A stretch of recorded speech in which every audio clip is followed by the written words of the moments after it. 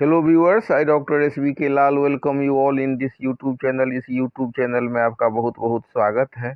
यह video cyborg cockroach को लेकर के है। इसमें हम देखेंगे कि किन विशेषताओं के कारण कॉकरोच से एक विलक्षण जो एक मशीन टाइप का बनाया गया और साइबोर्ग कॉकरोच का नाम दिया गया। तो इसमें जीवित कॉकरोच का इस्तेमाल करके, जबकि उसकी जो कुछ प्राकृतिक विशेषताएं हैं उन विशेषताओं का फ़ायदा उठा करके एक उसमें मशीन फिट करके एक कॉकरोच बनाया गया और वैज्ञानिकों ने इसका नाम दिया साइबोर्ग। तो जानते हैं कि साइबोर्ग कॉकरोच क्या होता है।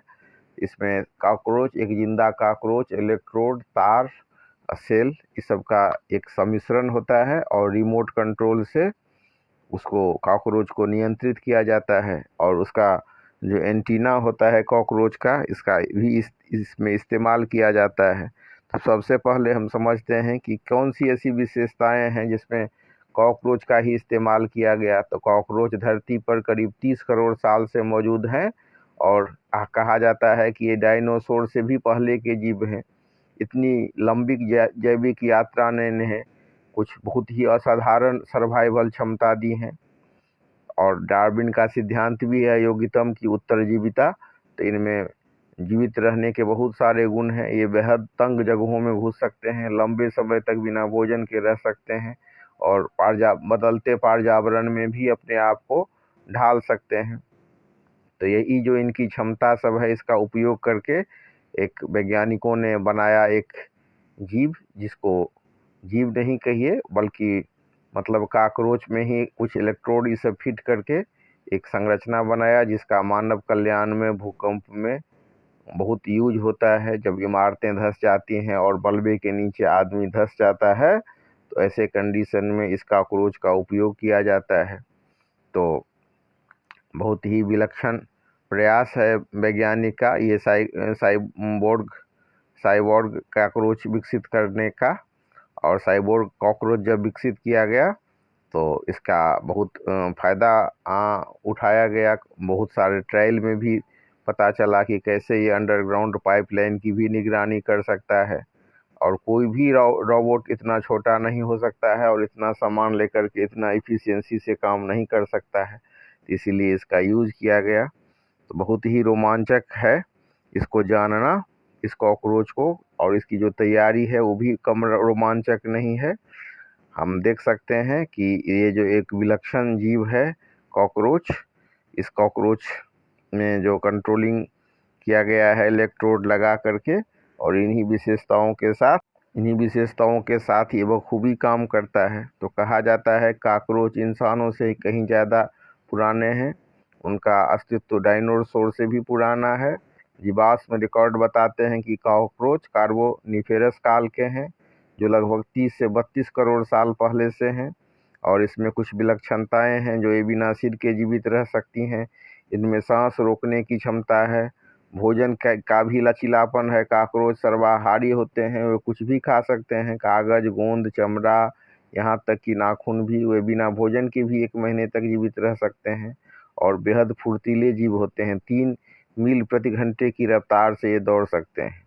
और खास बात यह है कि जितना नवजात कॉकरोच जितना तेजी से दौड़ सकता है, उतना ही मतलब जितना एक वयस्क कॉकरोच जितना तेजी से दौड़ सकता है, उतना ही एक नवजात कॉकरोच भी। और इसमें रेडिएशन के प्रति भी प्रतिरोधक क्षमता होती है। कहा जाता है कि परमाणु धमाके में भी ये सुरक्षित रहेंगे तो इंसान के तुलना में। लेकिन ये बात तय है और ऐसा वैज्ञानिकों ने पाया है कि इंसान की तुलना में 6 से 15 गुना रेडिएशन सहने की इनमें क्षमता होती है। इनका बाहरी आवरण बहुत मजबूत और लचीला होता है, जिससे ये अपने शरीर से बहुत छोटी दरारों में समा सकते हैं। और इनमें प्रजनन क्षमता इतनी ज़बरदस्त होती है कि एक मादा जर्मन कॉकरोच और उसकी संतानें 1 साल में लगभग 30,000 नए कॉकरोच पैदा कर सकती है।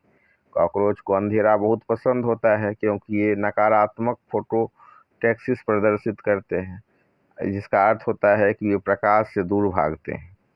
तो इस तरह से बहुत ही वैज्ञानिक पक्ष मजबूत है कॉकरोच के पक्ष में।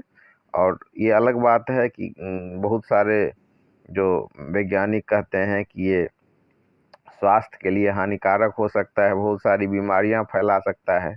लेकिन ये भी दिलचस्प बात है कि इनसे कुछ दवाइयां भी ऐसी बनती हैं जिसमें लाइलाज बीमारी को ठीक करने की क्षमता होती है। जैसे दमा वगैरह में ब्लाटा ओरिएंटलिस क्यू या ब्लाटा 30 पावर में दिया जाता है, तो बहुत अधिक फायदा करता है। और भारत में एक सामाजिक कार्यकर्ता और सामाजिक वैज्ञानिक हुए ईश्वर चंद्र विद्यासागर, तो तिलचट्टा से ही बनी दवाई का इस्तेमाल करते थे दमा को ठीक करने में। तो कॉकरोच सीधे तौर पर नहीं काटते, लेकिन वे चलते फिरते बैक्टीरिया के स्टोर होते हैं। वे गंदी जगहों से गुजरते हैं और अपने पैरों और शरीर पर कीटाणु चिपका लेते हैं। और कहा जाता है कि हैजा, पेचिस, गैस्ट्रिक, साल्मोनेलोसिस जैसी बीमारियां को ये उत्पन्न करते हैं, एलर्जी और अस्थमा का भी। और नियंत्रण की बात करें तो इसमें किसी भी कीटनाशक के प्रति प्रतिरोधक क्षमता विकसित करने की क्षमता होती है, तो ये सीधे कीटनाशक से भी कंट्रोल में नहीं होते हैं। तो यहाँ हम चर्चा कर रहे हैं साइबर्ग कॉकरोच का। तो ये विज्ञान और प्रकृति का बहुत अद्भुत मेल है। यह कोई काल्पनिक फिल्म का हिस्सा नहीं, बल्कि आधुनिक रोबोटिक्स और कीट विज्ञान का वास्तविक प्रयोग है। साइबोर्ग कॉकरोच एक जीवित कॉकरोच होता है जिसके शरीर पर छोटे इलेक्ट्रॉनिक उपकरण, सेंसर और एक वायरलेस कंट्रोलर लगाए जाते हैं। ये उपकरण सीधे कॉकरोच के तंत्र या उसके एंटीना से जुड़े हुए होते हैं। वैज्ञानिक रिमोट कंट्रोल या कंप्यूटर के जरिए कॉकरोच के एंटीना में हल्के इलेक्ट्रिक पल्स भेजते हैं। यदि बाएं एंटीना में पल्स भेजा जाता है तो कॉकरोच को लगता है कि वहां कोई बाधा है और वह दाएं मुड़ जाता है। इस तरह इसे दाएं या बाएं या आगे चलने के लिए निर्देशित किया जाता है। शोधकर्ता अब इसके ऊपर बहुत पतले सौर सेल लगा रहे हैं ताकि ये लंबे समय तक काम कर सकें। इनका निर्माण केवल मनोरंजन के लिए नहीं, बल्कि मानव कल्याण के लिए किया जा रहा है। भूकंप या किसी आपदा के बाद जब इमारतें गिर जाती हैं, तो ये छोटे साइबोर्ग कॉकरोच मलबे के अंदर जाकर फंसे हुए लोगों का पता लगा सकते हैं, जहां इंसान या बड़े रोबोट नहीं पहुंच सकते। इसके साथ छोटे सेंसर लगाकर जहरीली गैसों या विकिरण का पता लगाया जा सकता है। कॉकरोच एक बहुत ही विलक्षण जीव है जो बहुत कम ऊर्जा में बहुत कठिन रास्तों पर चल सकते हैं, जो किसी भी पहिए वाले रोबोट के लिए संभव है। और इस पर कुछ तक नैतिक सवाल भी उठना शुरू हो गया है।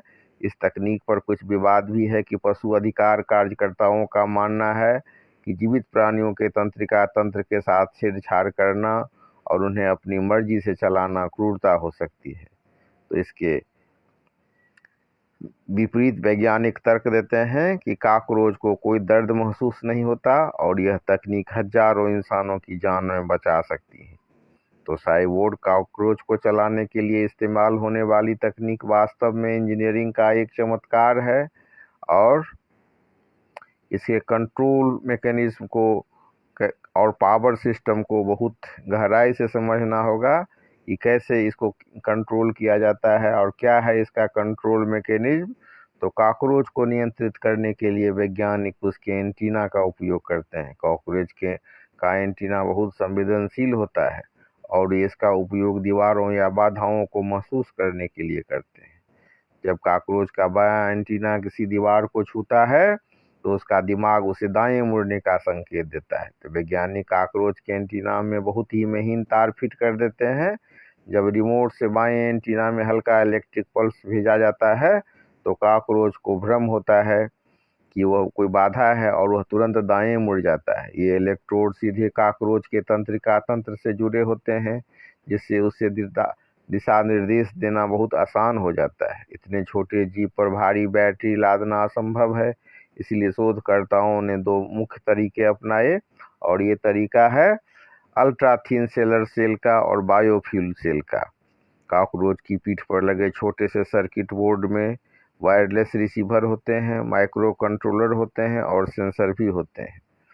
तो कुछ चुनौतियां भी हैं, जो जैसे कि कॉकरोच हमेशा निर्देशों का पालन नहीं करता, कभी कभी उसकी अपनी सहज प्रवृत्ति हावी हो जाती है और लगातार इलेक्ट्रिक पल्स देने से कॉकरोच के एंटीना की संवेदनशीलता कम हो जाती है।